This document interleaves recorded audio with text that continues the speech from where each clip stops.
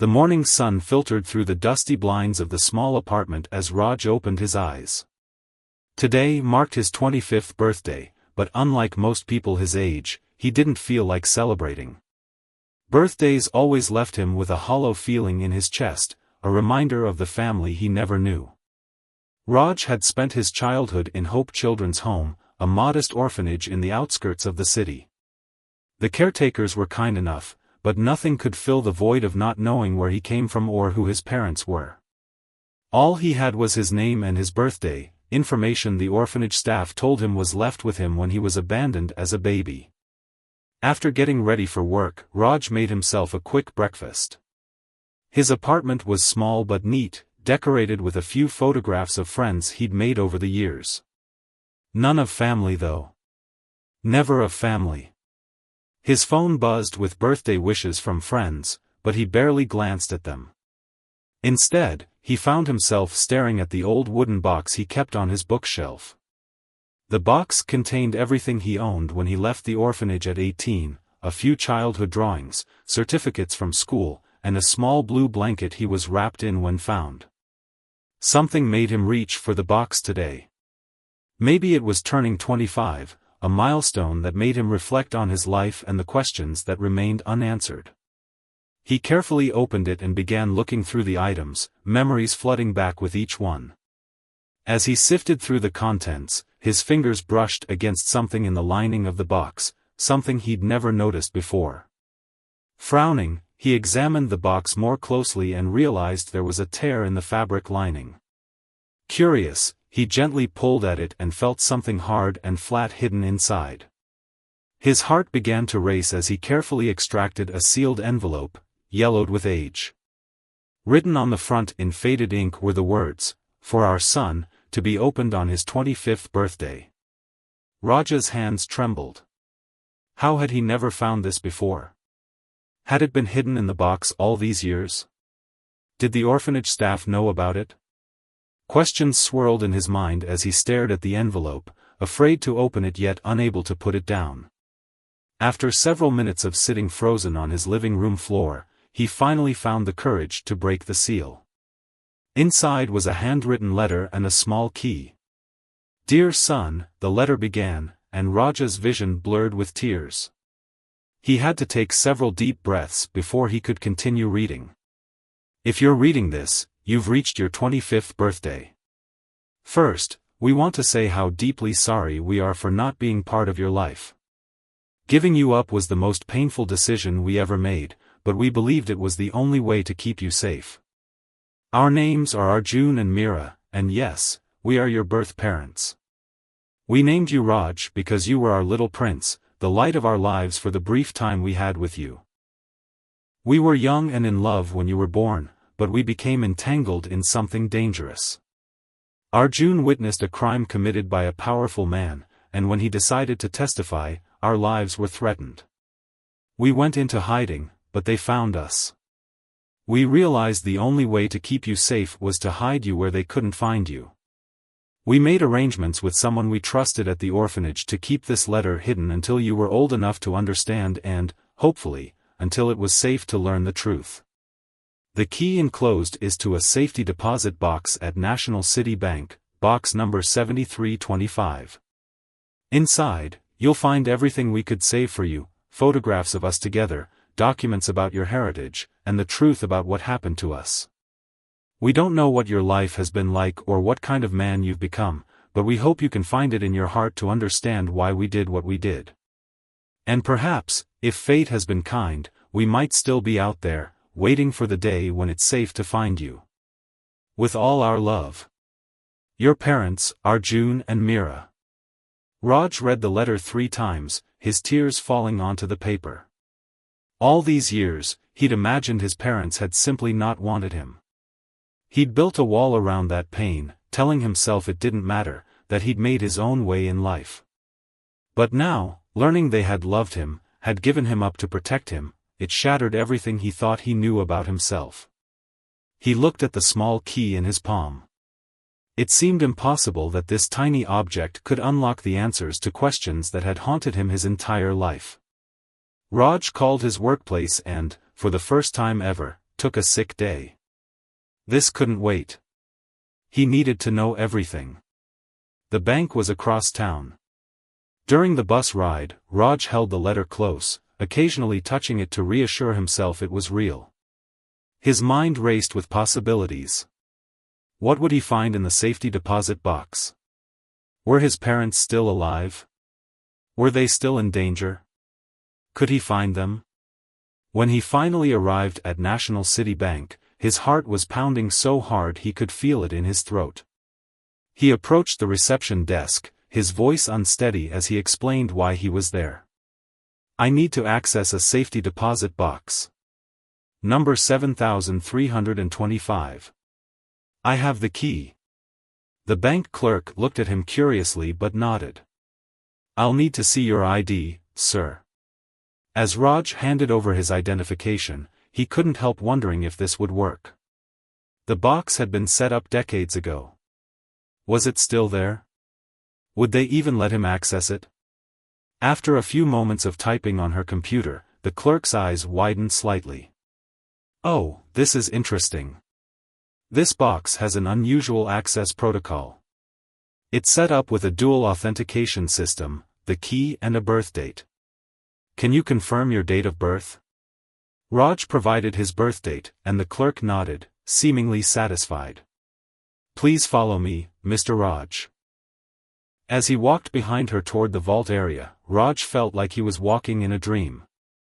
After 25 years of questions, he was finally about to get some answers. Whatever was in that safety deposit box would change everything, and he had no idea if he was ready for what he was about to discover. The vault area of National City Bank was cool and quiet. Raj followed the clerk through a heavy door into a room lined with metal boxes of various sizes. His palms were sweaty as he clutched the small key that had remained hidden for 25 years. "Here we are, box number 7325, the clerk said, pointing to a medium-sized box embedded in the wall. "I'll give you some privacy. Just press the buzzer when you're finished." With that, she left, the heavy door closing behind her with a soft click. Raj stood frozen for a moment, staring at the box. It seemed surreal that after a lifetime of questions, answers were just inches away. Taking a deep breath, he inserted the key and turned it. The lock clicked open, and he pulled out the metal container inside. His hands shook as he carried it to a small table in the corner of the room. For a second, he just stared at it, afraid of what he might find. Then, steeling himself, he lifted the lid. The first thing he saw was a photograph. With trembling fingers, he picked it up. It showed a young couple holding a baby. The woman had kind eyes and a gentle smile, while the man looked proud and protective. The baby, himself, was wrapped in a familiar blue blanket, the same one he still kept in his wooden box. "Mom. Dad," he whispered, tears blurring his vision.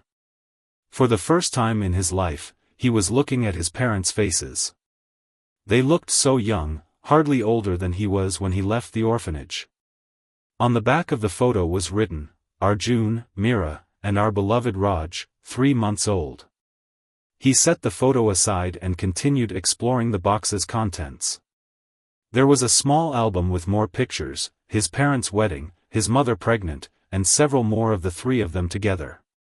Each photo was like a glimpse into the life he should have had, the family that was torn away from him. Next, he found official documents, his original birth certificate, his parents' marriage certificate, and property papers for a house in a town he'd never heard of. According to the birth certificate, he'd been born in a small hospital nearly 200 kilometers from where he grew up. Beneath these documents was a thick manila envelope. Opening it, he found newspaper clippings, court documents, and police reports. As he began reading, the puzzle pieces of his parents' story started to fit together.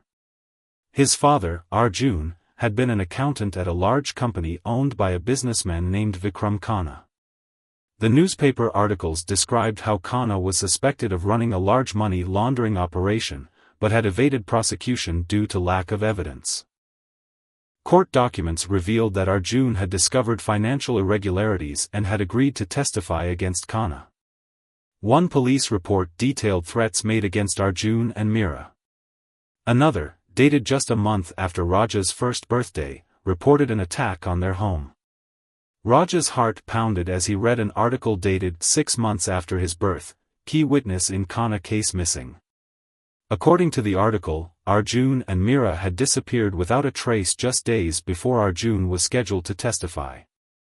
Authorities suspected foul play but had no leads. The final document in the envelope was a letter, newer than the one he'd found that morning, dated just 5 years ago. With a racing heart, Raj unfolded it. "Our dearest Raj. If you're reading this, you found our first letter and made it to the bank. We hope with all our hearts that you're well, that you've had a good life despite our absence. We don't know when you'll find this, maybe you already have, or maybe years will pass before these words reach you. We update this letter whenever we can, though it's dangerous for us to come to the bank. We're alive, son. We've been in hiding for all these years." After Arjun agreed to testify against Khanna, the threats became real. "There was an attempt on our lives, and we realized we couldn't keep you safe. The hardest day of our lives was leaving you at the orphanage, but we made arrangements with one of the staff, a distant cousin of Meera's who promised to watch over you. Khanna's network is powerful. Even after he was eventually convicted of some minor charges, his associates continued to hunt us. We've lived under different names, moved countless times. We never stopped thinking of you, never stopped loving you. 5 years ago, we heard rumors that Khanna had died in prison. We began to hope that maybe, just maybe, it might be safe to find you. But we had to be certain. His son has taken over his business, and we don't know if he harbors the same grudge. If you want to find us, and we pray that you do, there's someone who can help." Nikhil Sharma was the detective who originally worked on Arjun's case. He helped us disappear and has been our only contact with the outside world all these years. His number is at the bottom of this letter. He can arrange for us to meet, but only if it's safe. We've missed every birthday, every milestone in your life. We don't expect your forgiveness, but we hope for a chance to explain, to know the man you've become. With endless love. Your parents, Arjun and Meera. At the bottom was a phone number. Raj sat back, overwhelmed. They were alive. All these years, he'd imagined them dead or simply not caring about him. But they had protected him, watched over him from afar, and never stopped hoping they would find him again. He looked at the phone number, his finger hovering over his cell phone. But something made him hesitate. If Khanna's son was still a threat, would contacting his parents put them in danger? Would it put him in danger? As he carefully placed everything back in the box, except for one family photo which he slipped into his wallet, Raj noticed something he'd missed, a small USB drive. Curious, he pocketed it to examine later. Outside the bank, the city continued its busy pace, oblivious to how Raj's world had just been turned upside down. He needed time to process everything, to decide what to do next. But one thing was certain, his life would never be the same again. Walking down the street, Raj suddenly felt like he was being watched. He turned quickly but saw only the usual crowd of people going about their day. Still, an uneasy feeling settled over him. Had his search for his parents already put him on someone's radar? He quickened his pace, eager to get home where he could examine the USB drive and decide whether to call the number his parents had left. But as he waited at a crosswalk, a black car pulled up beside him, its tinted windows revealing nothing of who might be inside. The passenger window rolled down slowly, and Raj's heart nearly stopped when he heard a voice say, "Are you Raj? We need to talk about your parents." Raj froze, staring at the roll-down window of the black car. His instincts screamed at him to run, but curiosity held him in place. The face that looked back at him from inside the car belonged to an older man, maybe in his 60s, with graying hair and tired eyes behind wire-rimmed glasses. Who are you? Raj asked, taking a cautious step back.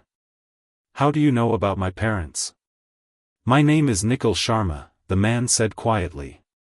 I'm the detective mentioned in your parents' letter. I've been watching the bank for years, waiting for you to show up. Raj's eyes widened. How did you know I'd come today? I didn't. I check every week. Have been for the past 20 years. Nikhil glanced around nervously. We shouldn't talk here. It's not safe. Please, get in. Every warning bell in Raj's head was ringing. Get into a stranger's car?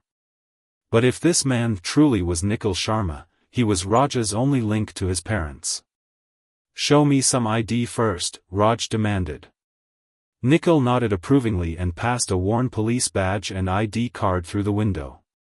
The badge looked authentic, though Raj wasn't an expert. The ID showed a much younger version of the man before him, but it was clearly the same person. After a moment's hesitation, Raj climbed into the back seat. As soon as the door closed, the car pulled away from the curb. I almost gave up hope you'd ever find that letter, Nikhil said, turning to look at Raj from the front passenger seat. A silent driver kept his eyes on the road. Your parents have been waiting for so long. Are they really alive? Raj asked, his voice barely above a whisper. The letter said they've been in hiding all these years. Nikhil nodded. They are. And they never stopped thinking about you. Every year on your birthday, your mother would cry all day. Your father would just sit quietly, looking at the few baby pictures they took with them. Tears threatened to spill from Raj's eyes, but he blinked them back. Where are they now? Can you take me to them? Not directly, Nikhil replied. For their safety and yours, we need to be careful. Vikram Khanna may be dead, but his organization lives on through his son, Rohit. He's even more dangerous than his father. The car turned onto a quiet street lined with old buildings. They pulled into an underground parking garage and stopped in a dimly lit corner. Follow me, Nikhil said, getting out of the car. My office is upstairs. Raj followed Nikhil through a back entrance and up 3 flights of stairs. The building was old but well maintained. They entered an office with Sharma Investigations written on the frosted glass door. Inside, case files were stacked neatly on shelves, and a large map covered one wall with pins and notes attached to it. Nikhil gestured for Raj to sit in a chair across from his cluttered desk. Did you bring everything from the safety deposit box? Nikhil asked. No, I left most of it there. But I did find this. Raj pulled out the USB drive. I haven't had a chance to look at it yet. Nikhil's eyes widened. That wasn't there the last time your parents updated the box. They must have added it recently. He took the USB and plugged it into his computer. The screen displayed a single video file. Nikhil clicked on it, and suddenly, Raj was looking at his parents. They were older now, his father's hair was streaked with gray, and his mother had fine lines around her eyes, but they were unmistakably the same people from the photographs. They sat close together, holding hands. Raj, his father began, his voice deep and gentle. If you're watching this, you found Nikhil. We recorded this message 3 months ago, hoping it would reach you someday. We've missed you every day for 25 years, his mother continued, her eyes shining with tears. Not a day passes that we don't think about you, wonder what you look like now, what kind of person you've become. We wanted to come for you as soon as it was safe, his father said. But the truth is, it's never been completely safe. Khanna's organization has a long memory and even longer reach. But we can't wait anymore, his mother added. We're getting older, and the thought of never seeing you again, we can't bear it. His father leaned closer to the camera. We've set up a meeting place. Nikhil knows where. It's as safe as we can make it, but there are risks. We understand if you decide not to come. But if you do, his mother said, we'll be waiting. We have so much to tell you, so many years to make up for, if you'll let us. We love you, son, they said together, and the video ended.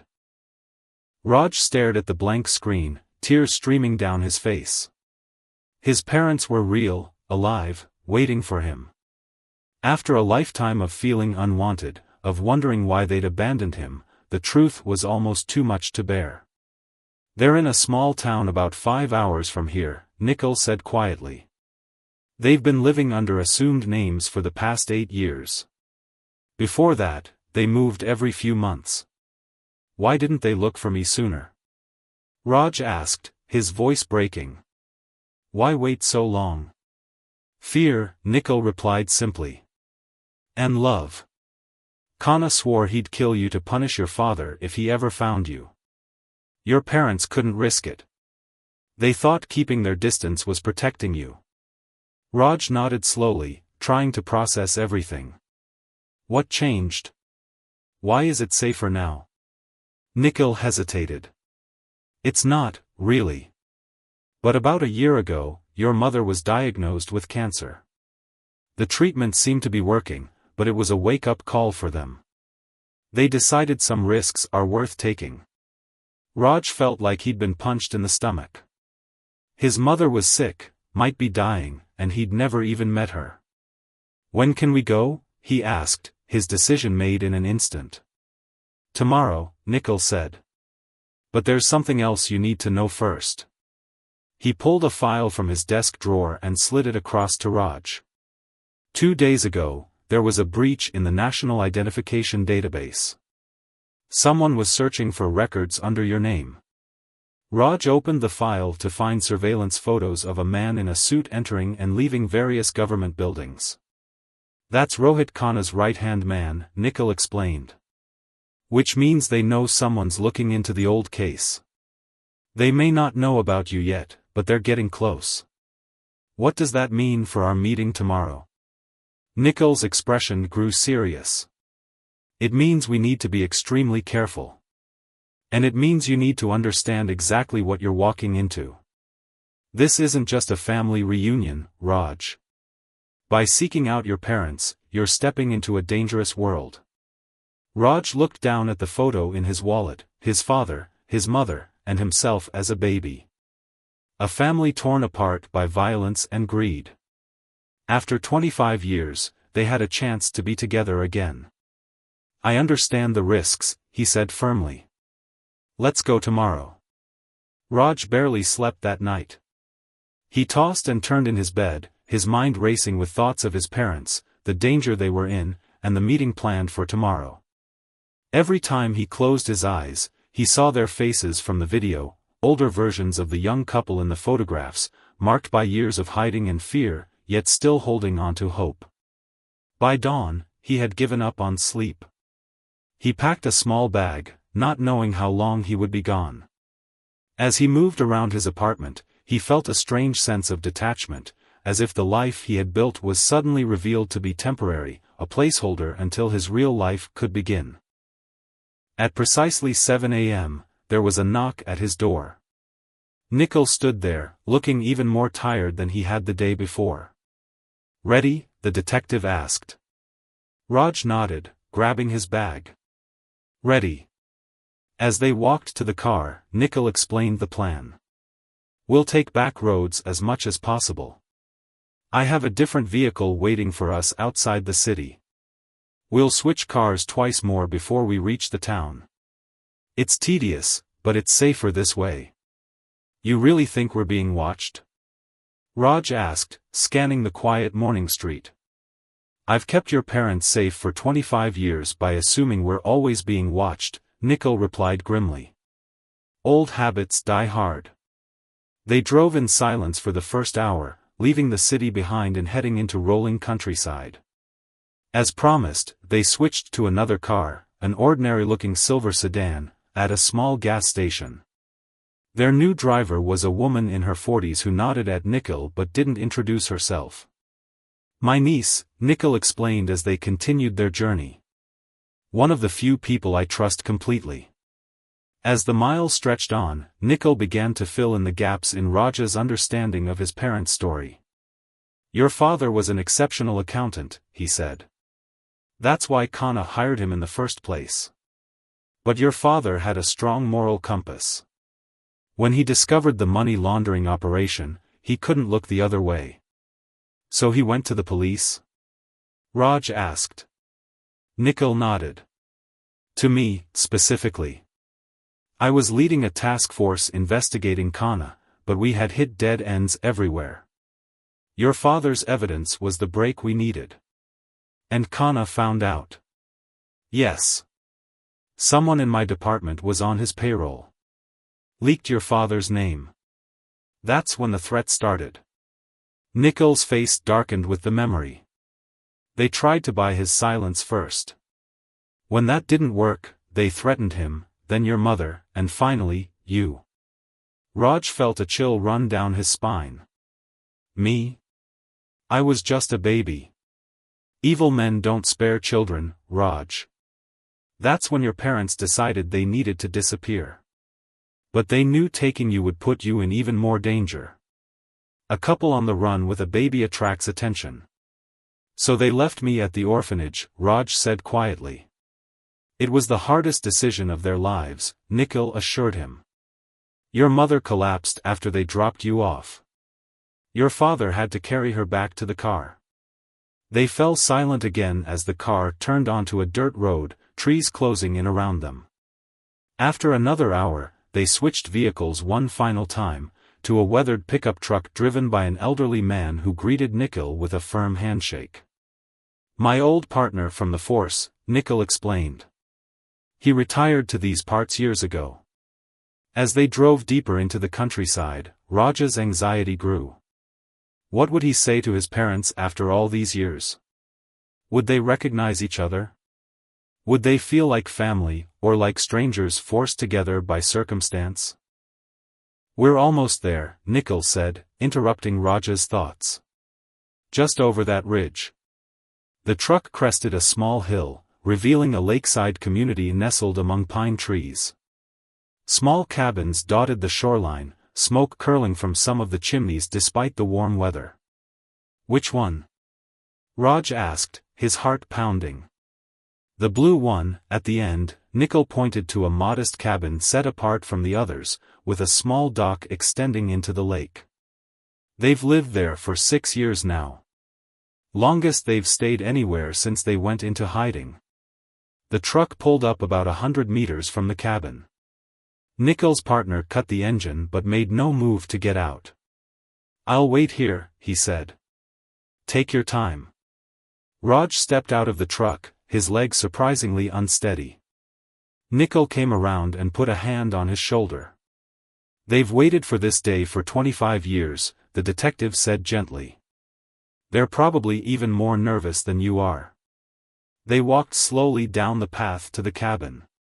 Raj noticed small details, flower boxes in the windows, a wind chime tinkling in the breeze, a pair of chairs on the small porch facing the lake. Signs of a peaceful life, a home.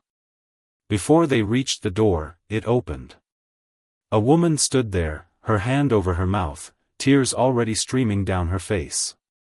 Behind her was a tall man, his arm around her shoulders, his expression a mixture of joy and disbelief. For a moment, no one moved. Then the woman took a step forward, her arms reaching out. "Raj," she whispered, her voice breaking. "Is it really you?" Something broke inside Raj then, a dam holding back 25 years of loneliness, of questions, of yearning for the family he never knew. With a sob, he closed the distance between them and fell into his mother's embrace. She felt small in his arms, frailier than he expected, but her grip was fierce. His father joined the embrace, his strong arms encircling them both, and for several minutes, they just stood there, crying and holding each other. Finally, they pulled apart enough to look at each other properly. His mother touched his face gently, as if making sure he was real. "You have your father's eyes," she said with a watery smile. "And your stubbornness," his father added, wiping away his own tears. We saw how you wouldn't give up in school, how you pushed through everything. Raj looked at him in surprise. You know about my school? His father nodded. Nikhil has kept us informed. We know you graduated top of your class. That you work in software development now. That you volunteer at the children's hospital on weekends. We've watched you grow up from afar, his mother said. It wasn't the same as being there, but we treasured every piece of news about you. Overwhelmed, Raj could only nod. They knew him. Despite the distance, despite the years apart, they had tried to be part of his life in the only way they could. Nikhil cleared his throat softly. Let's go inside. It's safer. They entered the cabin, which was cozy and well-kept. Photos hung on the walls, landscapes mostly, nothing that would identify the occupants. But on a small table by the window, faced away from outside view, was a framed picture of Raj at his college graduation, clearly cut from a group photo. How did you get this? He asked, picking it up. Nikhil, his father explained. He went to your graduation and took pictures from a distance. It was the closest we could come to being there ourselves. As they settled in the small living room, the initial emotional rush began to subside, replaced by an awkward awareness of the years and secrets between them. There was so much to say, so many questions to ask, that Raj didn't know where to begin. His mother solved the problem by taking his hands in hers. Tell us about your life, son. Everything. We want to know who you are. And so, sitting between the parents he had never known, Raj began to tell them about his life, the good and the bad, his struggles and triumphs, his dreams and disappointments. With each word, the distance between them seemed to shrink, the years of separation beginning to heal. But even as they reconnected, Nikhil remained vigilant by the window, his eyes scanning the peaceful lakeside for any sign of danger. Evening settled over the lake, painting the water in shades of gold and orange. Inside the cabin, Raj sat at the small kitchen table with his parents, empty plates pushed aside as hours of conversation flowed between them. The initial awkwardness had gradually melted away, replaced by a growing sense of connection that felt both strange and familiar at the same time. I still can't believe you're really here, his mother, Meera, said, reaching across the table to touch his hand for what must have been the 100th time. She looked tired but happy, her eyes never leaving his face for long, as if afraid he might disappear. Raj noticed how she occasionally pressed her hand to her side, a brief flicker of pain crossing her features before she masked it with a smile. The cancer. They hadn't discussed it yet, but it hung in the air between them, an unspoken urgency to their reunion. Tell me more about your life here, Raj said, trying to focus on the present rather than the years they'd lost. 6 years in one place, that must be some kind of record for you. His father, Arjun, nodded, his weathered face softening. It's the closest thing to a real home we've had since we went into hiding. I fish in the lake, your mother has her garden, and the neighbors think we're a retired couple who keep to themselves. What names do you use? Raj asked. Rohan and Sunita Patel, Meera replied with a small smile. We've had so many names over the years. Sometimes I almost forget who we really are. But we never forgot you, Arjun added firmly. Never forgot our real name, our real life, even when everything else changed. From his position by the window, Nikhil cleared his throat. It's getting dark. I should check the perimeter. Arjun nodded, a shadow passing over his face. No matter how idyllic their hideaway seemed, they lived with constant vigilance. Nikhil stepped outside, leaving the family to continue their conversation. Your mother's paintings have sold quite well at local art fairs, Arjun said proudly, gesturing to several landscapes hanging on the walls. She finally had time to develop her talent. They're beautiful, Raj said sincerely, looking at the peaceful scenes of lakes and forests. I had no idea you were an artist. I always used to sketch when you were a baby, Meera said, her eyes distant with memory. You would watch me for hours, completely fascinated by the colors. She hesitated, then stood up. "I have something to show you." She disappeared into a back room and returned with a worn sketchbook. As she placed it on the table in front of Raj, her hands trembled slightly. "I drew these from memory," she explained softly. "To keep you with us." Raj opened the book to find page after page of sketches, all of him.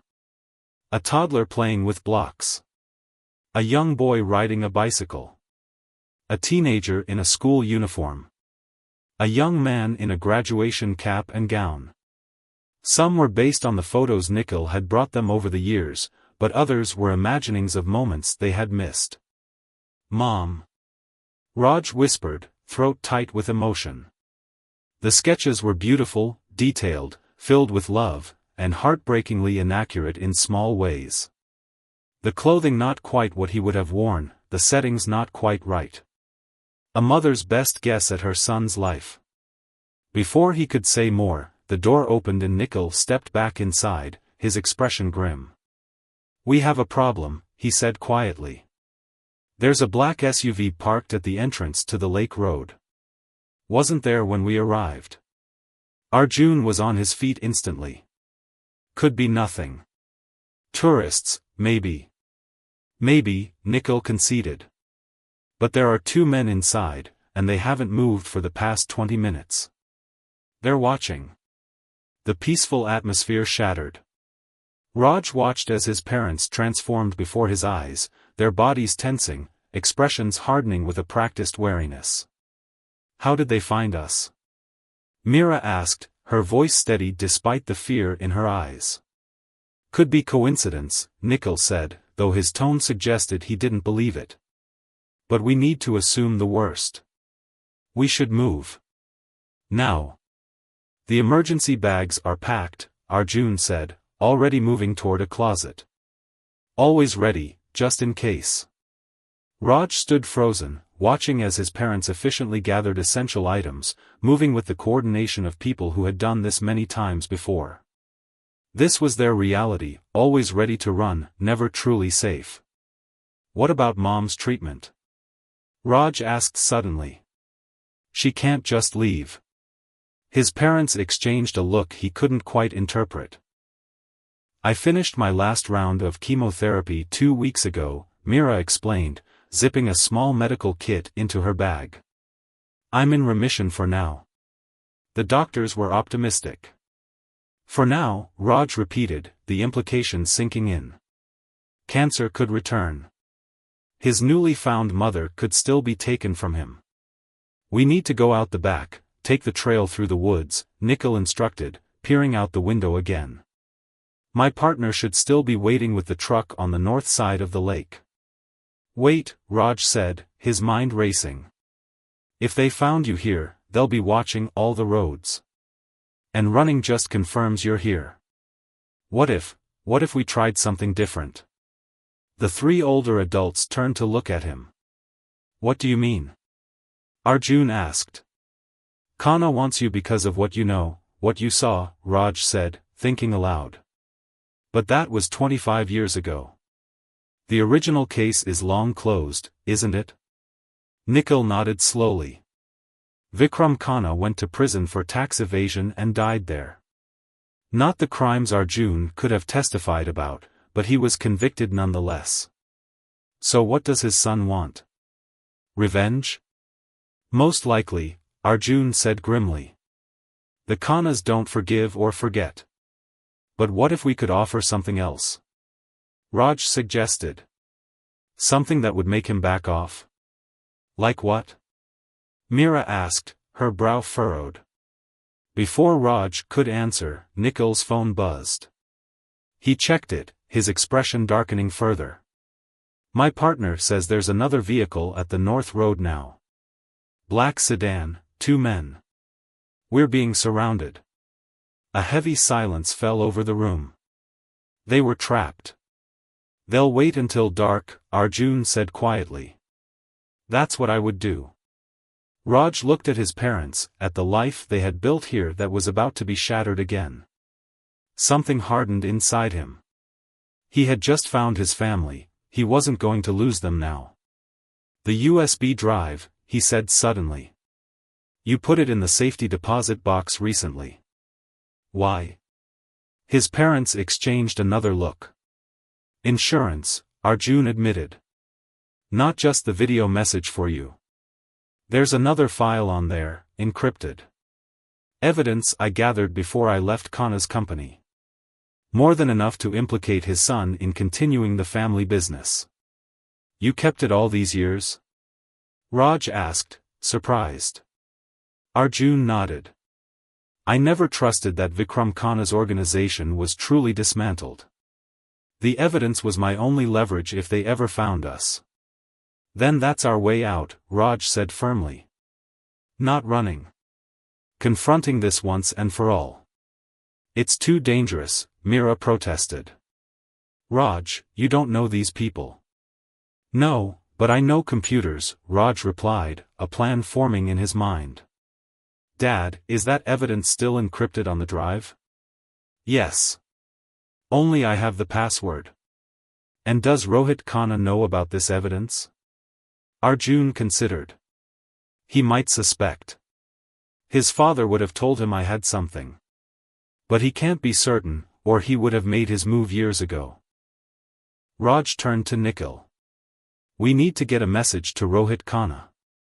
Tell him if anything happens to any of us, that evidence goes public. To every news outlet, every law enforcement agency, automatically. A dead man's switch, Nikhil said, nodding slowly. It could work. But he'd need to believe it. Then let's make him believe it, Raj said, determination filling him. I'm a software developer. I can set up a real system that would do exactly that. But first, we need to buy some time. For the first time since the alarm was raised, a glimmer of hope appeared in his parents' eyes. Instead of running, perhaps they could finally end this nightmare, not by escaping, but by confronting the threat that had controlled their lives for 25 years. As night fell over the lake, the four of them huddled around the kitchen table, formulating a plan that would either free them forever or destroy them all. Dawn broke over the lake with an eerie stillness. No birds sang, no wind rustled the trees. It was as if nature itself was holding its breath, waiting. Inside the cabin, Raj hunched over his laptop, fingers flying across the keyboard. He had been working through the night, his eyes red-rimmed but focused. Across from him, his father watched with a mixture of pride and concern. It's done, Raj finally said, leaning back and rubbing his eyes. If the system doesn't receive a code from me every 12 hours, it will automatically decrypt and distribute the evidence to over 50 news outlets and law enforcement agencies worldwide. Arjun studied the screen, nodding slowly. And they can't hack it? Not easily, Raj replied. The files are stored on multiple secure servers with different encryption keys. Even if they managed to find and shut down one, the others would still activate. From the small bedroom, Mira emerged, having finally gotten a few hours of sleep. She looked pale but determined. Has there been any movement outside? Nikhil, who had maintained his vigil by the window, shook his head. The vehicles are still there. They're waiting for something. Or someone, Arjun said grimly. Rohit Khanna wouldn't trust underlings with something this important. He'll want to handle it personally. The thought hung in the air, heavy with implications. They weren't just dealing with hired muscle, but with the man himself, a person who had inherited his father's empire and, apparently, his grudges. It's time to make contact, Raj said, standing up and stretching his stiff muscles. The system is in place. Now we need to convince them it's real. Nikhil pulled out a burner phone. I have contacts who can get a message to Khanna. What exactly do you want to say? Raj thought for a moment. Tell him we want to meet. Neutral ground, public place. Tell him we have no interest in exposing his operation, we just want to be left alone. The evidence is our insurance policy, not a threat. He won't believe that, Arjun warned. Men like Rohit Khanna don't trust anyone. Maybe not, Raj agreed. But he's a businessman. He'll understand risk versus reward. Right now, coming after us is all reward for him. We need to change that equation. Nikhil nodded and stepped outside to make the call, staying close to the cabin where they could see him through the window. The family waited in tense silence, watching his expressions change as he spoke.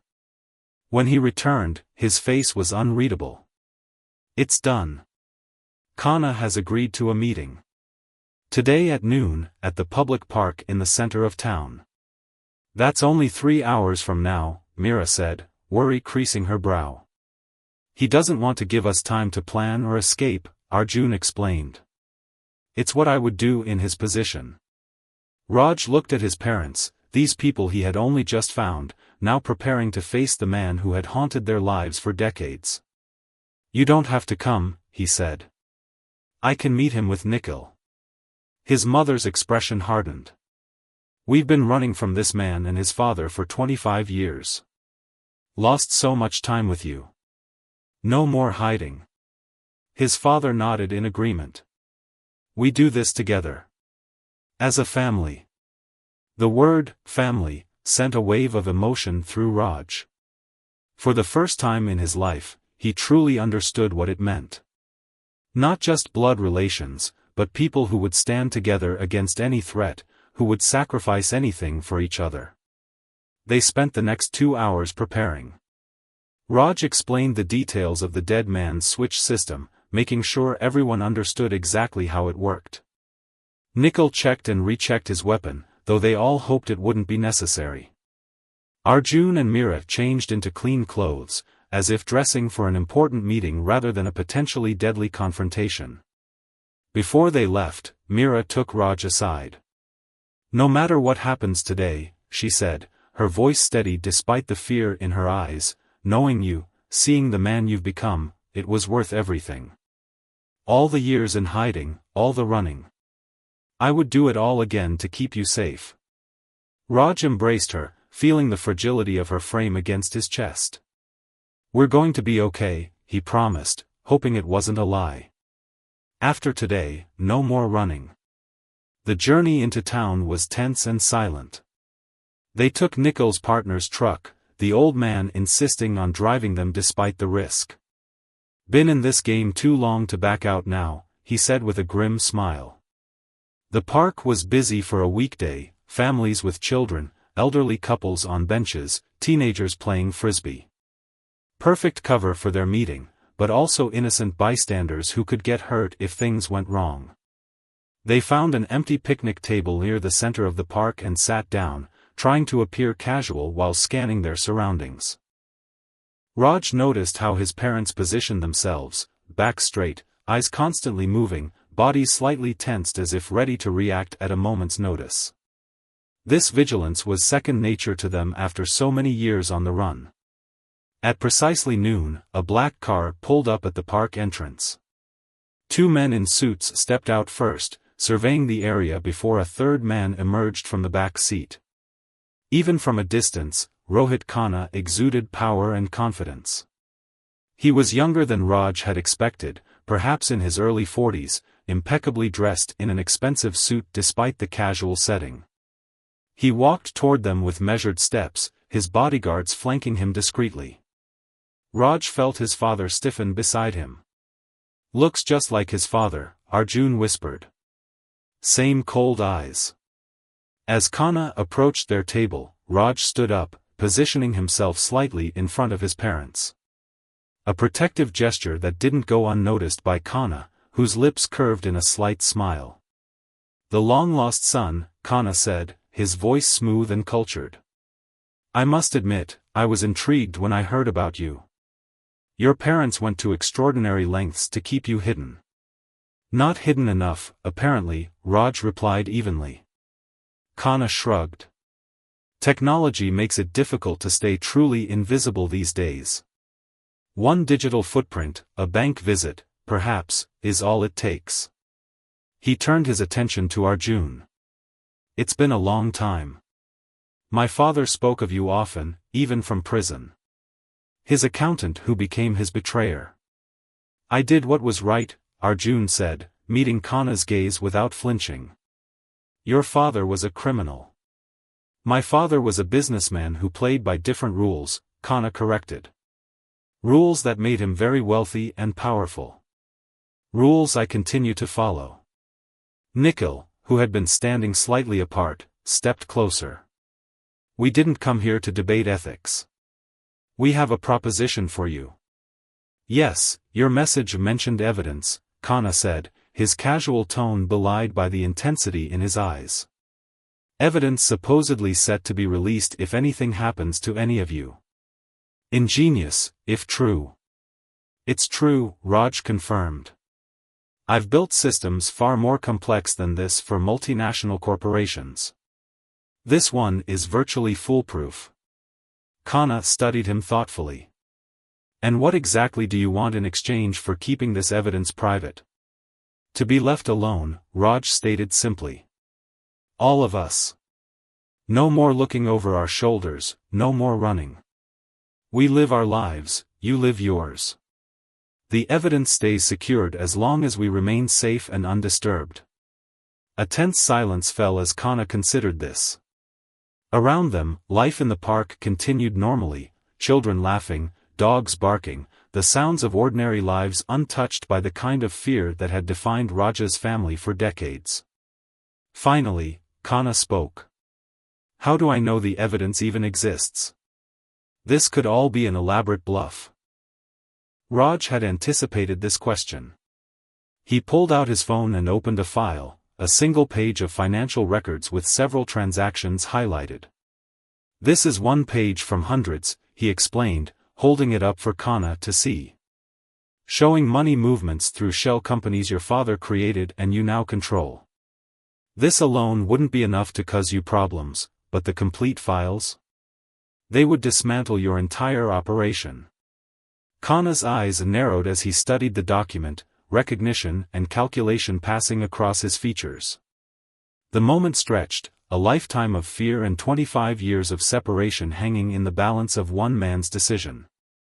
Around them, the park remained peaceful and oblivious to the life-changing conversation taking place in its midst.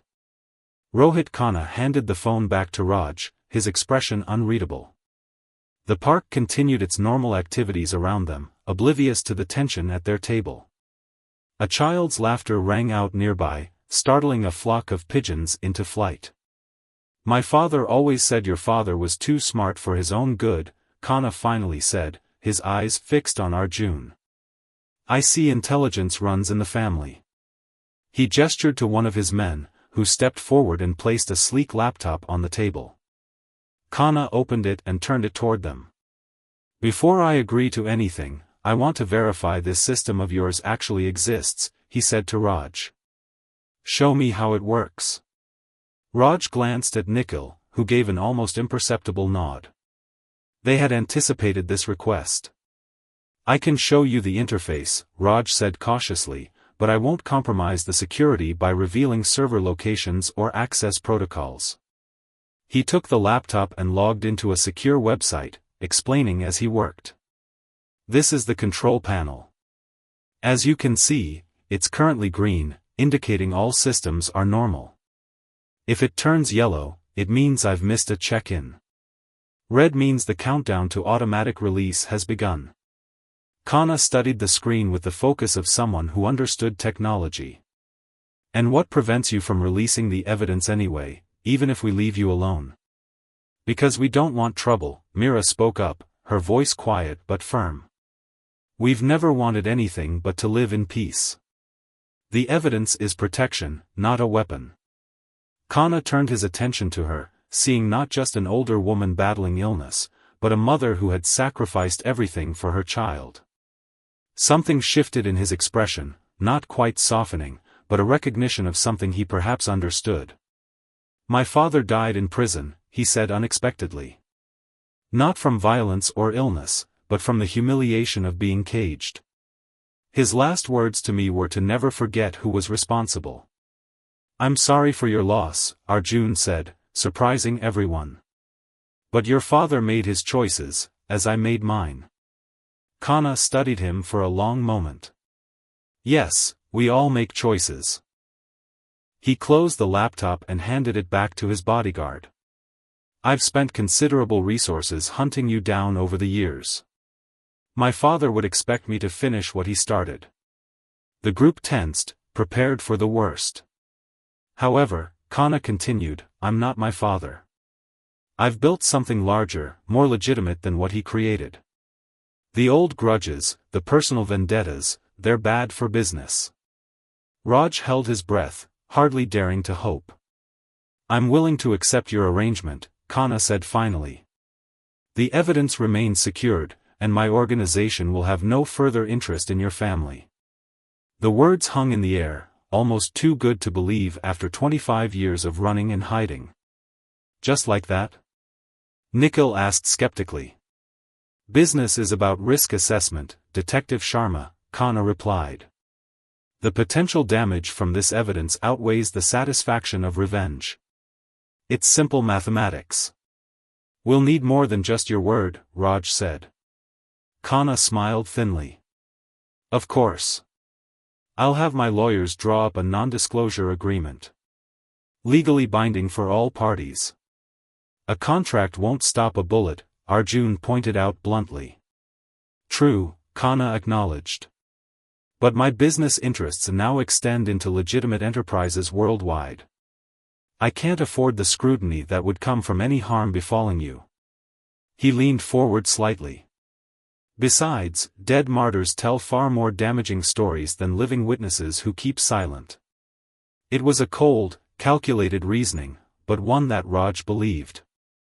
Kana was a businessman first, not driven by the same personal hatred that had consumed his father. How do we know you won't change your mind in the future? Mira asked. You don't, Kana said simply. Just as I don't know that you won't release the evidence anyway. We'll be in a perpetual stalemate, which, frankly, works for everyone. He stood up, adjusting his suit jacket. My lawyers will contact you through Detective Sharma within the week. Until then, consider our business concluded. With a slight nod, he turned and walked away, his men falling in step beside him. They watched in disbelief as he returned to his car and drove away, just as calmly as he had arrived. For several minutes, no one spoke. The tension that had built up over hours, days, even decades, slowly began to dissipate, leaving them drained. Is it really over? Mira finally whispered, her hand finding Arjun's. Nikhil watched the road where Kana's car had disappeared. Maybe. Kana's calculation makes sense from a business perspective. And he's right, he has more to lose now than his father did.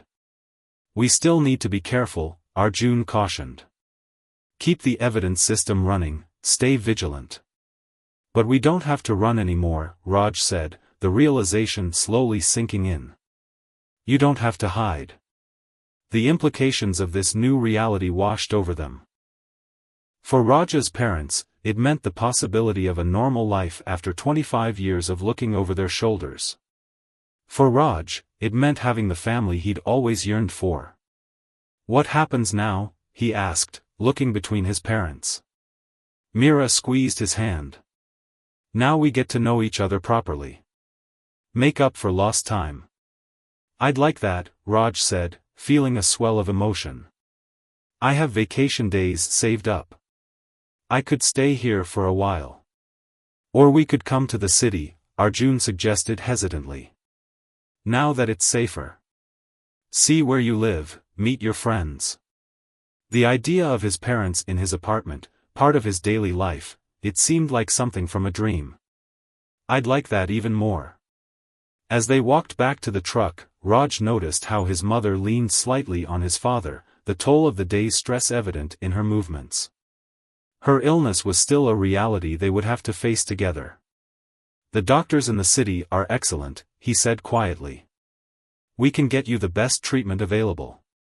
Mira smiled up at him. I'd like that. I'm not ready to go anywhere just yet. We have too much catching up to do. 6 months later, Raj stood in the doorway of his spare bedroom, now converted into a room for his parents. They had sold the lake cabin and moved to the city, where Mira could receive treatment at a top oncology center. Her prognosis was guardedly optimistic. The cancer was responding well to the new medications. Arjun had found purpose volunteering at a financial literacy program for underprivileged youth, while Mira had joined an art therapy group at the hospital. Slowly, cautiously, they were building lives that didn't revolve around hiding and fear. The dead man's switch system remained active, their insurance policy against any change of heart from Kana. But as the months passed with no incidents, they found themselves checking it less frequently, thinking about it less often. On Raj's desk sat the wooden box from his childhood, now holding not just his orphanage mementos, but family photographs spanning 3 generations, including newly discovered pictures of his grandparents that his parents had kept hidden all these years. Beside it was the letter that had started it all, for our son, to be opened on his 25th birthday. The faded paper had changed everything, bridging a gap of 25 years and bringing together a family torn apart by circumstance. As Raj looked at his parents settling into their room, arguing good-naturedly about where to hang a painting, he reflected on how a single letter had transformed his understanding of himself and his past. The orphan who believed he was unwanted had discovered a legacy of love and sacrifice that humbled and inspired him. His mother caught him watching and smiled, gesturing for him to join them.